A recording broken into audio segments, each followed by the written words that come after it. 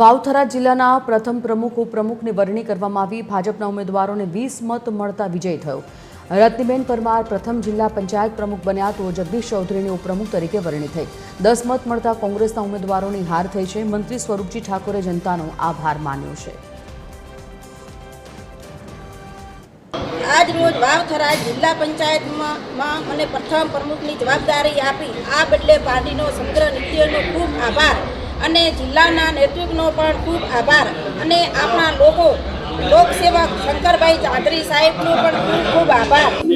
आ वखते नवनीत जिल्लानी अंदर शानदार जीत मेळवी अने तालुका पंचायतो, जिला पंचायतो, नगरपालिका होय तमामे तमाम भाजपने बनावी अने खूब ज लोकोए आशीर्वाद आप्या छे। जे विकासनी राजनीति छे जे भूपेन्द्रभाई सरकारनी त्यारे विकासनी राजनीतिनी अंदर लोकोए स्वीकारी अने आ वखते नवनीत जिल्लानी अंदर नवीन भाजपा जिला प्रमुख तरीके आज नियुक्ति थई छे। खूब खूब लोकोनो आभार मानीए। भारतीय जनता पार्टीना प्रमुख तरीके रत्नीबेन परमार और उपप्रमुख तरीके जगदीशभाई चौधरी की निमणूक करवामां आई छे।